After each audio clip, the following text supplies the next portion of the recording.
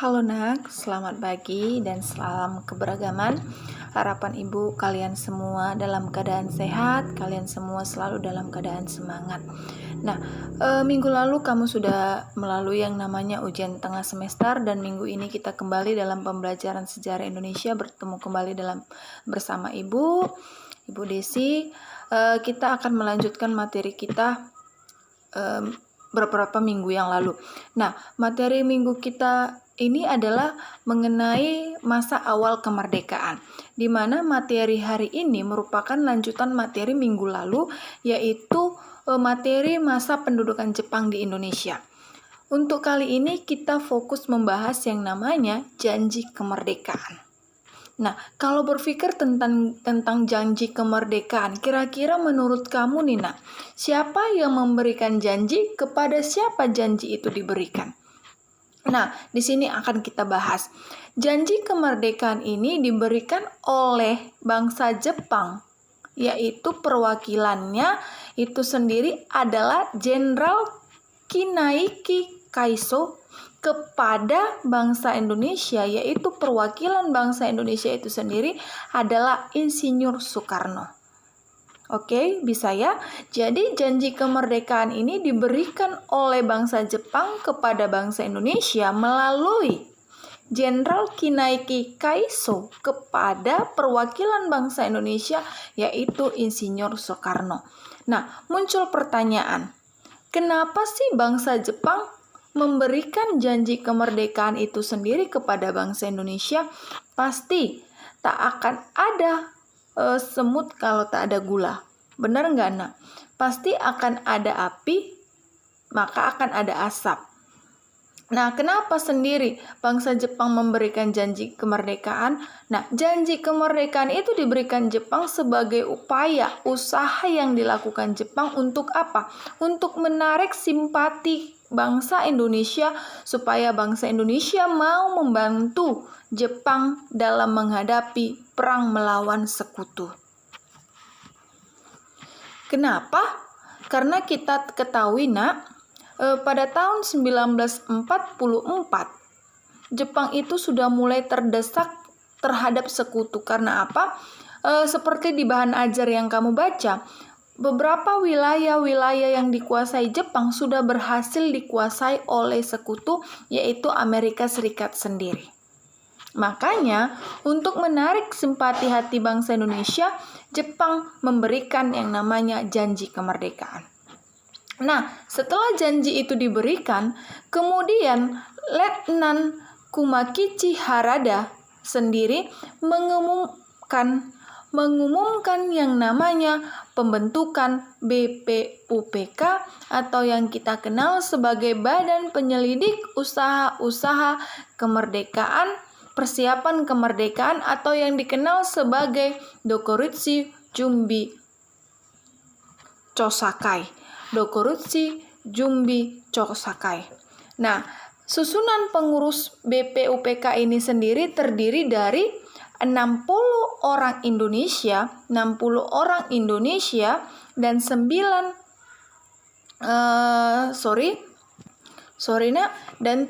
orang Jepang. Nah, 60 orang Indonesia ini sendiri terdiri dari berbagai jenis suku, ras, agama yang berbeda-beda. Seperti apa? Di antara 60 orang ini ada 4 orang Tionghoa dan ada 1 orang Arab. Nah, itu menandakan bahwa bangsa Indonesia itu sendiri memiliki sebutan yang namanya multikultural.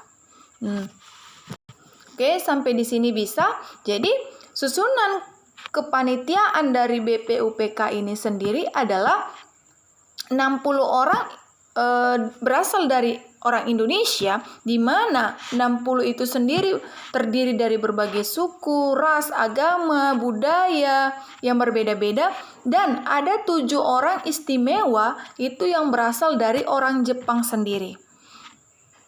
Nah, ketua dari BPUPK ini adalah Dr. Rajiman Widoyo Diningrat. Dr. Rajiman Widoyo Diningrat.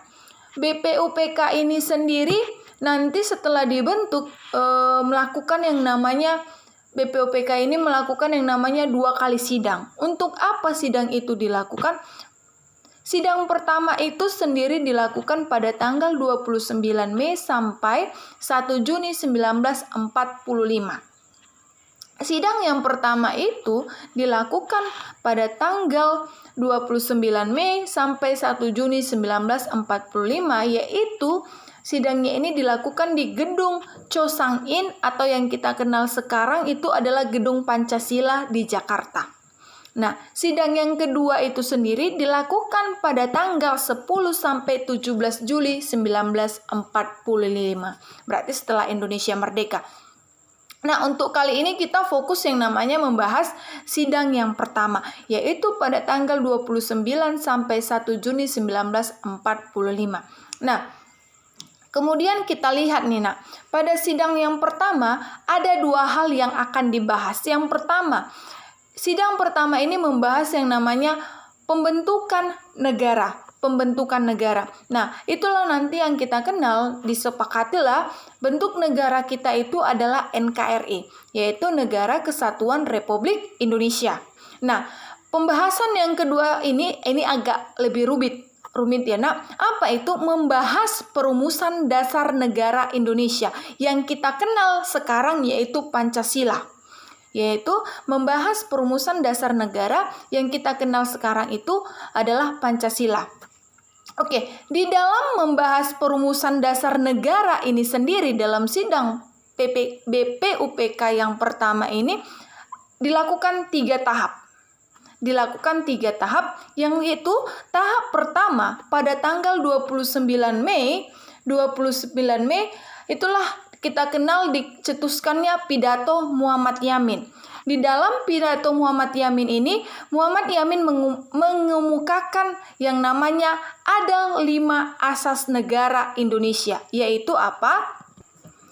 Yaitu pri kebangsaan, pri kemanusiaan, pri ketuhanan, pri kerakyatan, dan pri kesejahteraan rakyat. Nah, itulah pidato yang disampaikan oleh Muhammad Yamin.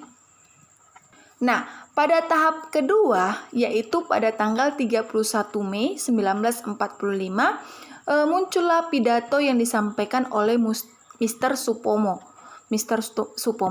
Menurut Mr. Supomo, ia mengemukakan ada 5 asas negara, yaitu asas persatuan, asas mufakat dan demokrasi, asas keadilan sosial, asas kekeluargaan, dan asas musyawarah.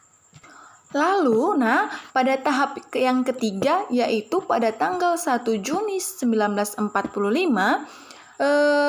tercetuslah disampaikanlah yang namanya pidato dari Insinyur Soekarno yang mengatakan di dalam pidatonya tersebut, ia menyatakan bahwa ada 5 dasar negara, yaitu sila kebangsaan Indonesia, sila internasionalisme dan pri kemanusiaan, sila mufakat atau demokrasi, sila kesejahteraan sosial, dan sila ketuhanan yang Maha Esa.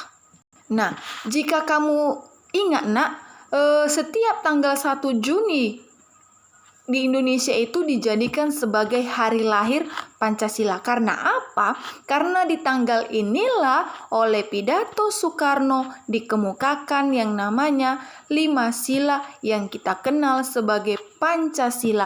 Walaupun nantinya akan ada terjadi beberapa perubahan.